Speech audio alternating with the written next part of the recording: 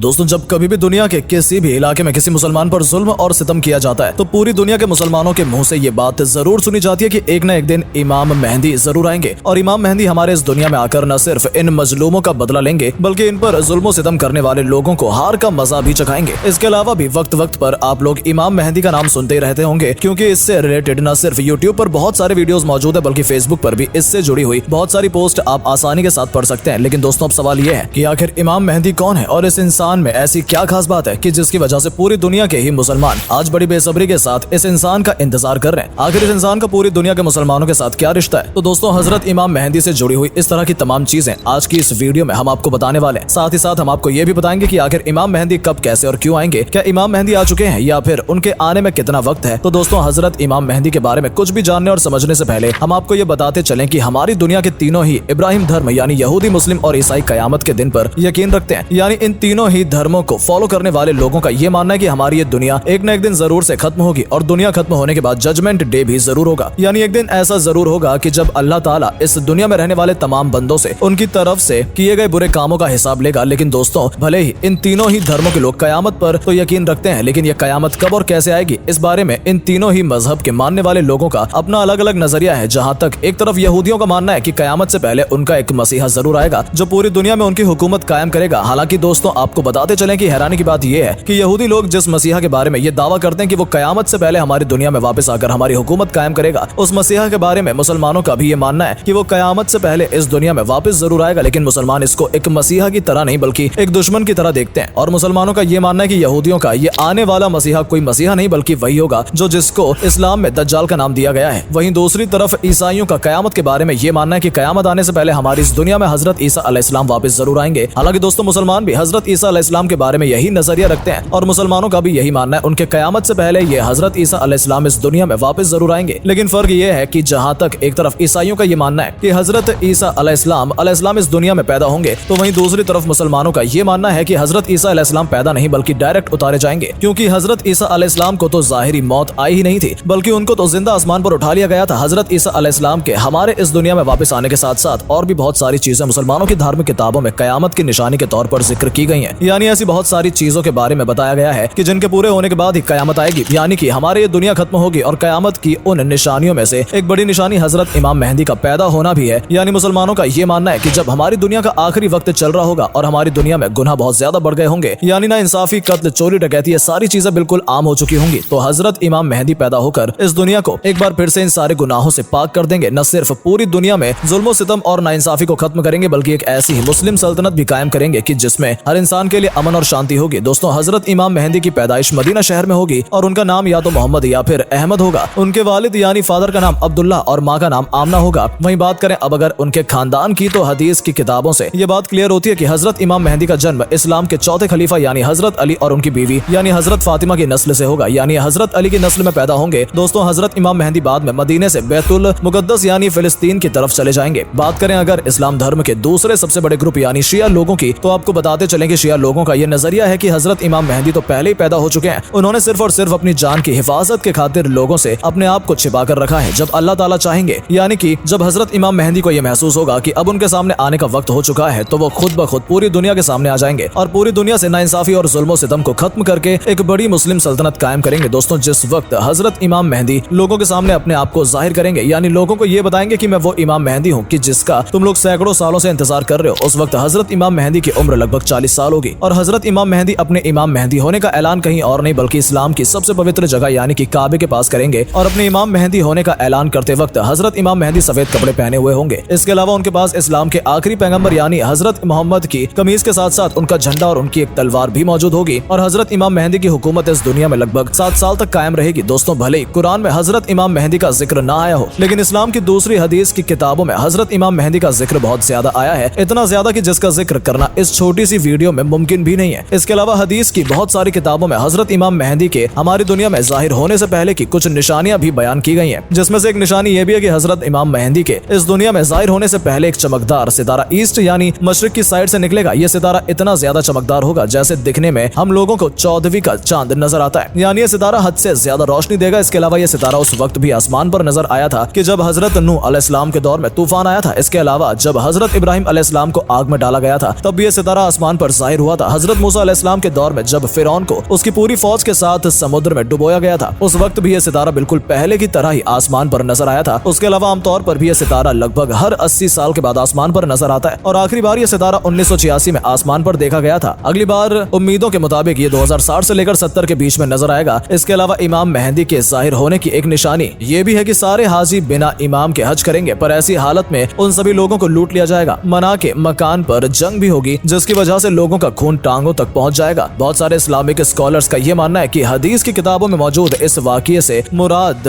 वो हादसा है जो कि 1979 में मक्का शहर में पेश आया था। क्योंकि दोस्तों, आप में से ज्यादातर लोग तो ये बात अच्छी तरह से जानते होंगे कि 1979 में अरब के ही कुछ लोगों ने काबे के अंदर घुसकर न सिर्फ हाजियों को कैदी बना लिया था, बल्कि उनमें से एक आदमी ने अपने इमाम मेहंदी होने का भी दावा किया था, जो कि आज के दौर में पूरी तरह से नामुमकिन है। क्योंकि दोस्तों, एक ही महीने में 2 बार ऐसा नहीं होता है। इन तमाम निशानियों के साथ साथ हजरत इमाम मेहंदी के जाहिर होने से पहले की एक निशानी ये भी है। हजरत इमाम मेहंदी के जाहिर होने से पहले हमारी ये दुनिया एक बड़ी जंग का सामना करेगी। इस बड़ी जंग का जिक्र न सिर्फ इस्लाम धर्म की बहुत सारी किताबों में मौजूद है, बल्कि साथ साथ ईसाई धर्म के सबसे पवित्र यानी कि सबसे मुकद्दस किताब बाइबल में भी मौजूद है। यही वजह है कि आज के दौर में बहुत सारे लोग इस जंग को 3rd वर्ल्ड वॉर के तौर पर भी देखते हैं। यानी बहुत सारे लोग ये अंदाजा लगाते हैं कि हो सकता है वही जंग हो जिसको आने वाले दौर में हम 3rd वर्ल्ड वॉर के तौर पर देख सकेंगे। दोस्तों, इमाम मेहंदी कब यानी कौन से साल में आएंगे, इस बात का तो कोई भी इंसान नहीं बता सकता, लेकिन हाँ, ज्यादातर इस्लामिक स्कॉलर्स का ये मानना है कि हजरत इमाम मेहंदी के आने का वक्त बहुत ज्यादा करीब आ चुका है। क्योंकि इनके आने से पहले की जो निशानियां भी बताई गई थी उनमें से लगभग ज्यादातर पूरी हो चुकी हैं। तो दोस्तों, उम्मीद करता हूँ आपको आज की वीडियो पसंद आई होगी। धन्यवाद।